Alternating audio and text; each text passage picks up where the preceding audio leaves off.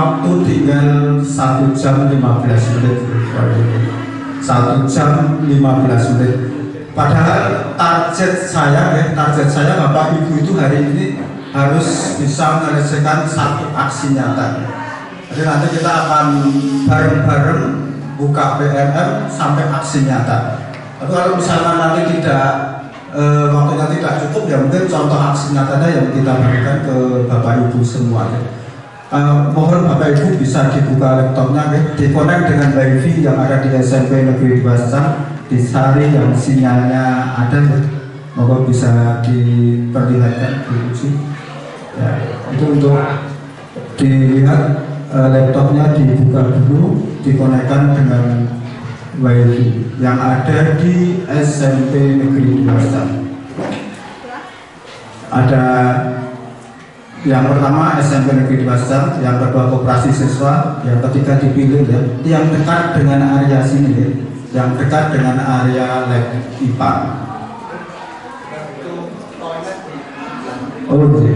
Ibu Bapak untuk toilet di samping pendopo itu ya, toilet untuk tamu ya, untuk Bapak Ibu semua ya. Semoga dibuka dulu Bapak Ibu, dikonekkan WiFi, nanti langsung masuk ke Merdeka Belajar ke PMN. Yang muda-muda ya terutama ya. Nah, kalau yang sepuh-sepuh, nah monggo derek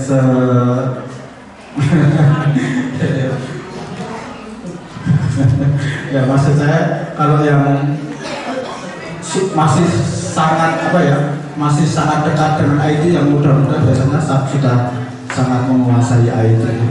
Monggo dikonek sudah bisa atau belum Bu Bapak? Sudah, alhamdulillah. Ya.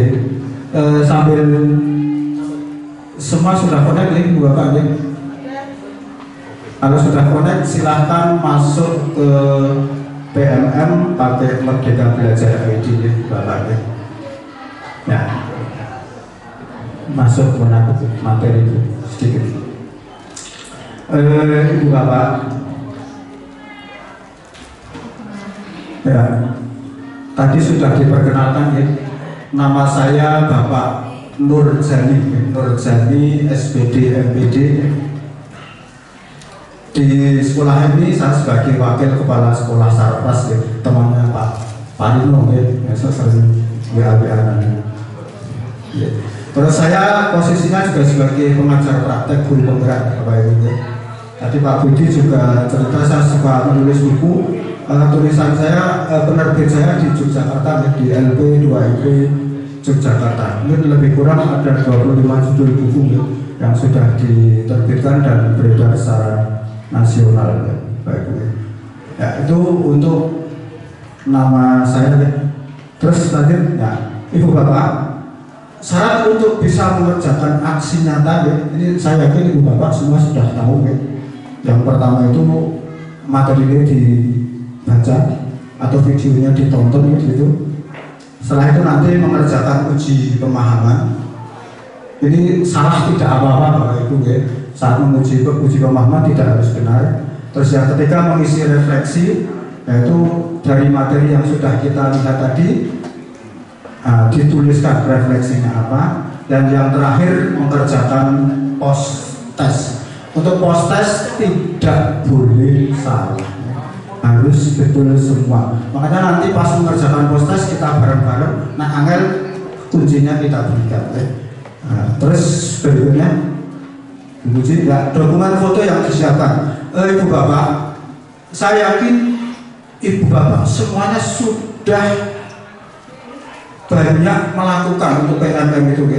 Jadi pesan saya sering-seringlah semua kegiatan yang Ibu Bapak lakukan itu difoto, didokumen, rapat difoto, seperti ini difoto, ngajar difoto ya. Ada puskesmas datang difoto ya. Ada makan bersama dengan siswa difoto, itu ada semua PMM ya. Dari 40 PMM itu macam-macam, ada semua. Mungkin ada penanaman difoto ya.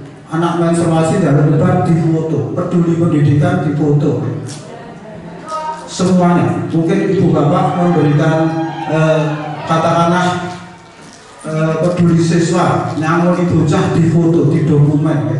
Itu semua ada di Bapak ya.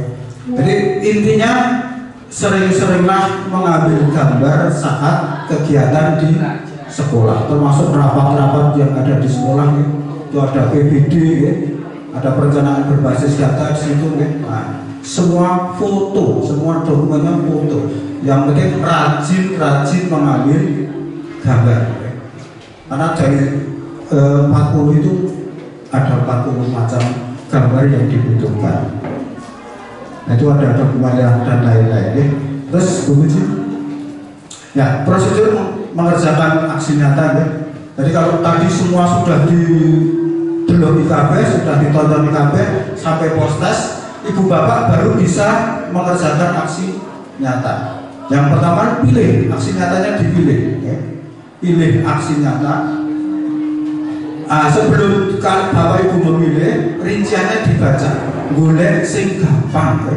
Karena milih itu kan ono sing gampang, ono sing angel, ono sing syaratnya sidik, ada yang syaratnya banyak kan. Nah, Ibu Bapak bisa pilih sing gampang kan. Nah, cermati hal yang harus dikerjakan atau diulangi, nanti kita praktekkan ya. Ada dokumen foto, dokumen umpan balik. Apabila pilihan yang dibaca terlalu sulit, nah, klik pilihan lain, golek sing gampang. Nah, aksi nyata yang sudah dibuat nanti disimpan dalam bentuk PDF ya. Kalau saya sendiri aksi nyata tak urutkan ya. Dari aksi nyata 1, 2, 3, saya baru dapat 23 sertifikat ya, Bapak ya. Dari 23 sertifikat, tapi yang sudah saya kerjakan ada 28, masih menunggu validasi ya. Nah, itu langsung saya urutkan dari aksi nyata 1, 2, 3 sampai 40 ya. 40 sudah saya buka, cuma belum saya kerjakan ya. Oke, lanjut Bu Puji. Ya, masih lanjutnya oke. Prosedur ya, yang pertama unggah, terus tuliskan judul, isi deskripsi ya. Jadi ini nanti kalau sudah diunggah muncul itu ya, format-format itu ya. Isi deskripsi dan refleksi, berilah tanda cinta, kumpulkan, menunggu validasi, selesai ya. Itu prosedurnya seperti itu ya Bapak Ibu. Terus sekarang kita agak cepat memang ya, harus masuk ke PMM. Kita ambil untuk hari ini disiplin positif ya, Bapak ini. Silakan Ibu Bapak diklik laptopnya, HP-nya ya. Disiplin positif itu aksi nyata yang ke berapa Bu Puji? Berapa Mas? 11, aksi nyata urutan yang ke-11 dari atas ya. Disiplin positif. Ya, disiplin positif. Nanti kita bantu ya Bapak Ibu ya. Kalau memang kesulitan dalam mengerjakan postes, nanti kita bantu kuncinya biar bisa Bapak Ibu pulang dari sini dapat satu aksi nyata. Harapannya seperti itu. Nah, udah rampung ya karena waktunya mepet ya. Ya paling tidak nanti kita kasih contohnya, edit di rumah bisa diselesaikan sendiri. Ya, kita buka satu persatu ya. Ya, yang pertama kita buka ya, dipaksa dulu nanti terbiasa. Ya, ini modul 1. Nah, sambil kita dengarkan sedikit-sedikit ya.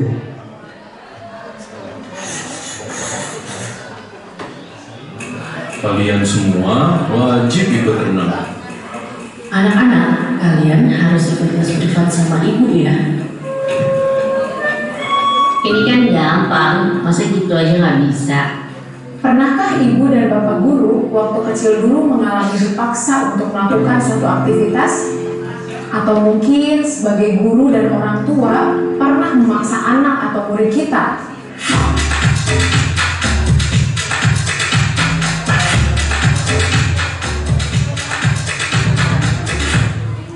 Memaksa terkadang bisa berhasil, setidaknya untuk jangka pendek.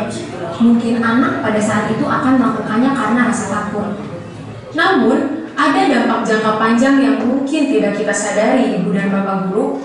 Perilaku tidak akan jadi kebiasaan dalam jangka panjang. Perilaku itu hanya akan dilakukan jika ada paksaan dari luar. Karena perilaku tersebut bukan muncul. Ibu Bapak mohon nonton lengkapnya di rumah deh. Karena waktunya cuma satu jam 15 menit. Saya yakin tidak akan selesai. Di skip dulu Bu Puji. Jadi intinya memaksa anak atau siswa itu hanya akan berdampak dalam jangka pendek Bapak Ibu. Karena hal itu mungkin justru bisa menciderai pikiran seorang anak. Ya, lanjut dulu. Ya, langsung kita isi latihan pemahaman di Bapak Ibu. Mari kita isi sama-sama. Nah, soalnya sebutkan dampak pemaksaan jangka panjang bagi murid. Nah, apa itu Bapak Ibu?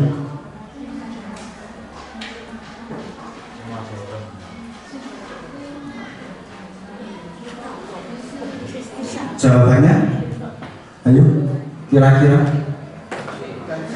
C. Kemerdekaan berekspresi dan potensi murid terbatas. Coba diklik Bu. Bapak Ibu semua sambil mengerjakan, oke? Ya, oke. Klik, ya betul, ya. Ya, kembali ke materi berikutnya.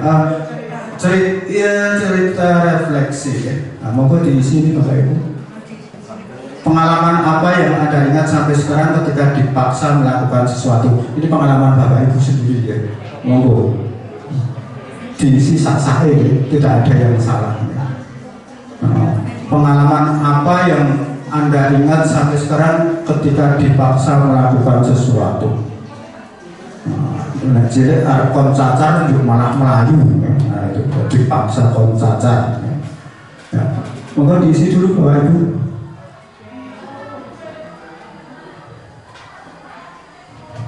Nah, harapannya nanti selesai satu topik, Bapak Ibu membawa pulang satu aksi nyata. Sudah semua Bapak Ibu? Refleksi sedikit saja, tidak apa-apa. Yang penting sudah diisi, itu sudah tidak hilang. Nah, sudah bisa disimpan maksud saya kalau sudah diisi. Lanjut Ibu Puji. Yang kedua, motivasi perilaku menghindari hukuman. Monggo punya Bapak Ibu sambil dibuka, ya, karena syarat untuk mengerjakan juga harus dibuka. Saat menjadi murid, sebagian dari kita pernah merasakan hukuman. Hukuman berlari keliling lapangan, berdiri di depan kelas, dicap sebagai pemalas, bodoh karena tidak bisa menjawab soal-soal, dan lain sebagainya. Ibu dan Bapak Guru, apakah praktik-praktik tersebut masih terjadi di kelas kita saat ini?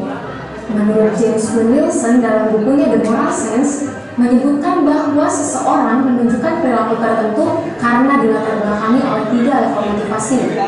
Level pertama, untuk menghindari rasa sakit atau hukuman. Level kedua, untuk mendapatkan penghargaan dan penghormatan dari orang lain. Level ketiga, untuk menghargai dirinya sendiri. Ketiga level alasan tersebut menunjukkan motivasi kita mendapatkan hukuman dan rasa sakit. Ibu Bapak, jadi di situ intinya seseorang itu atau anak itu melaksanakan perintah kita, melaksanakan tugas yang kita berikan itu hanya untuk supaya dia tidak dihukum. Intinya cuma itu. Ayo sekarang kita lanjutkan dengan latihan pemahaman Bapak Ibu. Ada 2 soal. Berikut cara guru mengatasi perilaku buruk murid kecuali.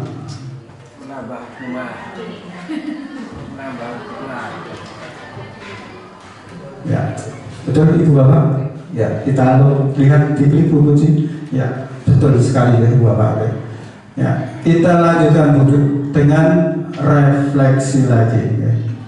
Disilang Bu Puji. Oh, soal yang kedua. Berikut merupakan pendisiplinan level 1. Level 1 itu yang tadi menghindari yang hukuman tapi dengan kekerasan fisik. Ya. Jawabannya A. Ya. Menerapkan lari keliling lapangan jika terlambat upacara. Iya, betul sekali. Nah, berikutnya kita isi uji pemahaman, uji refleksi. Apa hukuman yang Anda berikan terakhir kali kepada murid dan kapan kejadian itu terjadi? Wah, ini pengalaman Bapak Ibu guru sendiri kan? Kapan Bapak Ibu guru menghukum murid? Mungkin Pak Sabto paling sering berulang. Ya, Pak Sabto berulang kata kon melayu murid itu. Monggo sambil diselesaikan ya, Bapak ya. Apa hukuman yang Bapak Ibu berikan terakhir kali ya, pada murid? Kapan waktunya?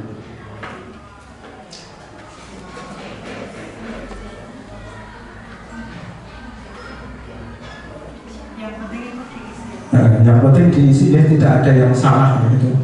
Yang penting diisi, tidak ada yang salah. Jadi yang bawa laptop sedikit gitu orangnya. Kalau aksi nyata enak pakai laptop ya kalau itu. Tapi kalau cuma bukai enak pakai HP. Iya, kalau bukai pakai HP. Tapi kalau nanti mengerjakan aksi nyata pakai laptop lebih mudah. Ya. Sudah ya, Bapak ya. Terus dilanjutkan ya, motivasi perilaku yang level berikutnya ya.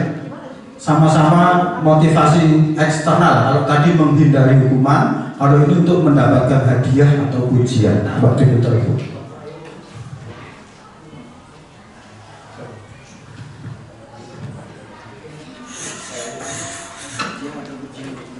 Ibu dan Bapak Guru, masih ingatkah ketika menjadi murid guru, kita senang dan bahagia saat guru memberikan pujian atau hadiah? Kita dijanjikan jika menjawab pertanyaan dengan benar, kita dihadiahi coklat atau permen.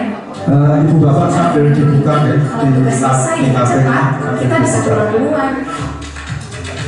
Sudah diuji di Ibu Bapak mendapatkan hadiah atau ujian itu bisa memotivasi siswa, betul, itu bisa memotivasi siswa. Namun ada buruknya juga ya. Kalau anak itu sudah merasa mengerjakan bagus, tulisannya bagus, nilainya bagus, ini orang mulai hadiah, itu bisa mematahkan hati siswa. Siswa bisa menjadi kecewa. Makanya itu termasuk level yang masih belum bagus, karena anak mengerjakan sesuatu dari masih motivasi eksternal ya, motivasi dari luar. Kalau yang pertama karena takut hukuman, yang kedua karena pengen hadiah atau pengen dipuji. Nah, kalau Bapak Ibu memuji harusnya apa? Ya, kalau pembelajaran itu sudah berakhir ya, Bapak Ibu ya. Tidak dijanjikan. Yuk dilanjut. Berikutnya latihan pemahaman. Monggo sambil diisi ya, Bapak Ibu ya. Hadiah atau ujian yang diberikan dapat menjadi motivasi melakukan sesuatu. Nah, ujian, hadiah termasuk jenis motivasi ya eksternal ya, Bapak Ibu, karena masih dari luar. Ya. Tidak terlalu cepat ya, Bapak Ibu ya. Bisa mengikuti ya. Ya, alhamdulillah. Ya, terus dilanjut dengan refleksi. Sebutkan pengalaman kegiatan yang Bapak Ibu lakukan karena menginginkan hadiah atau pujian. Ini dulu ketika Ibu Bapak jadi siswa bisa jadi ya. Atau kalau jadi guru mungkin dipuji Pak Kepala Sekolah, Pak Bambang. Ya, Pak Bambang ya. Ini sudah dipuji. Atau mungkin dapat hadiah dari Pak Bambang.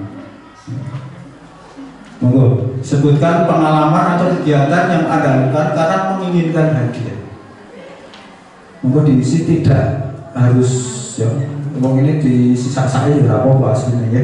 Tapi kalau diisi yang lebih tepat ya lebih bagus ya.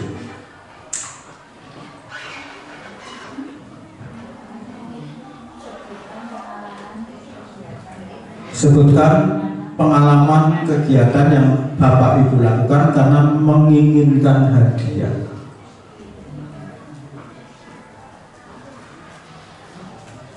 Oke, sambung sudah semua, Bapak?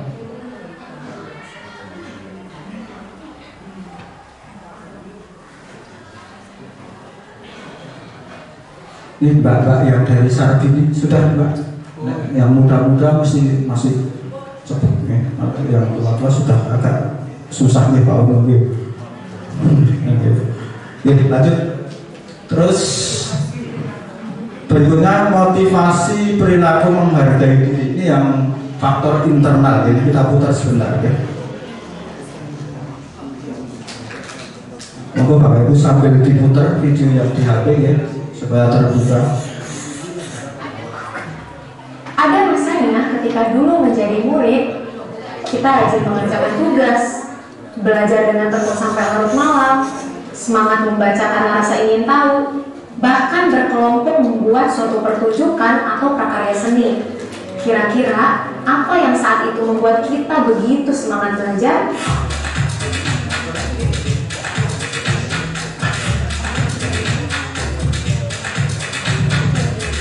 Sekarang mari kita tanyakan dengan sungguh-sungguh pada diri kita masing-masing. Apa yang memotivasi kita menonton video ini? Pertanyaan yang sama bisa kita ajukan untuk murid-murid kita. Sudah Bu. Apa yang membuat mereka? Ya, Bu Bapak.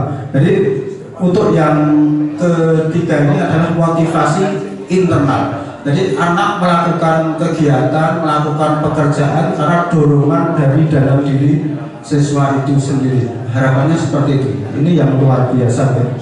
Oke, kita kerjakan latihan pemahamannya. Sejak kecil Rian sudah terbiasa untuk belajar secara mandiri. Ada orang tuanya atau tidak, ia tetap belajar sesuai dengan waktu yang sudah ia tetapkan sendiri. Ia sudah memiliki motivasi internal dalam belajar. Motivasi internal efektif untuk menjaga diri kita untuk tetap disiplin. Karena apa Ibu Bapak sahabatnya? Semuanya benar. Ya, coba puji diklik-puji. Iya, betul sekali, ya, luar biasa. Bapak Ibu hebat-hebat. Ya, kita lanjutkan dengan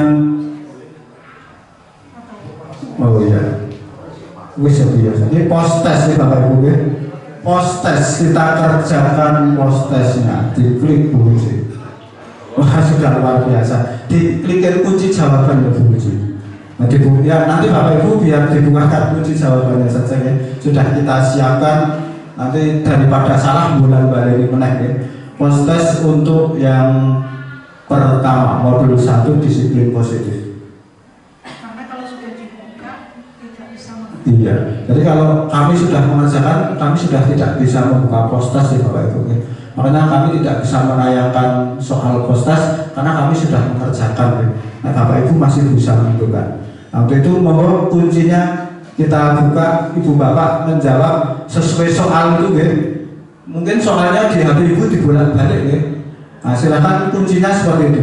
Nanti soalnya yang pertama sebagai pendidik kita titik-titik jawabannya B ya. Kalau Pak Ahmad pinjam laptop jawabannya A ya. Iya, boleh. Nanti urutannya tidak harus seperti itu ya, karena diambil diacak ya. Pak Menteri rojo nakal, Pak Menteri diacak-acak. Tidak ada apanya Pak. Oh itu berat bawahnya. Nadia jadi dokter Ibu.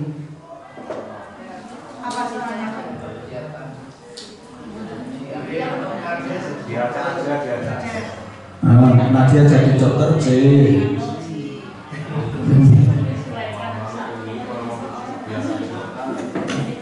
Kalau ada yang tidak ada di kami, muka-muka bener. Nah ini sudah kita siapkan seperti itu, kita cari.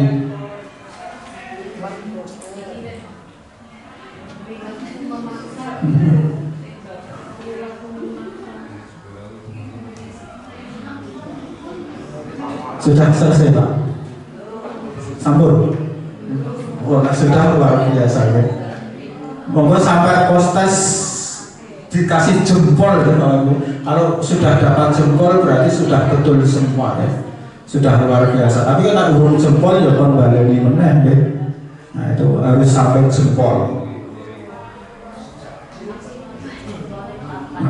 Siapa yang sudah jempol? Bu Bapak ada yang saya jempol? Ini Mbak Yilda sudah jempol. Ah, luar biasa Mbak Yilda. Terus ini sudah Bu.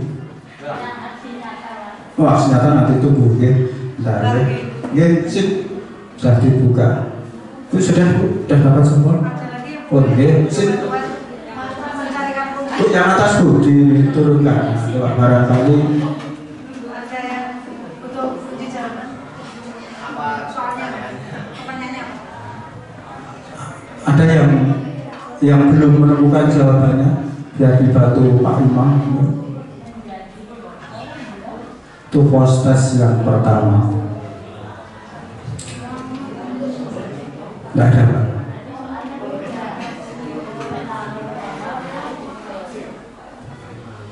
Sudah Pak. Sudah jempol. Oh, soalnya acak. Iya memang soalnya diacak ya. Dari sono memang diacak ya. Masing-masing orang biasanya berbeda. Oh, ada soal baru dari Mas Imam seperti itu. Ada soal baru.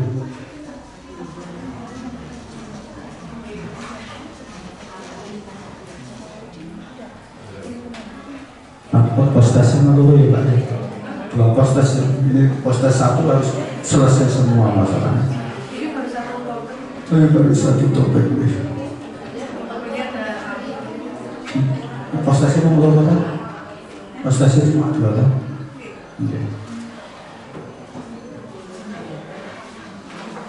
restitusi sendiri. Kontribusi sendiri.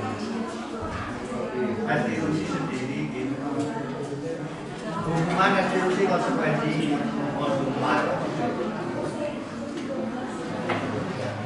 Yuk, saya harapkan semua selesai ya.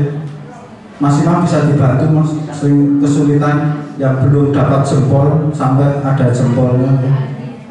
Ya. Ya.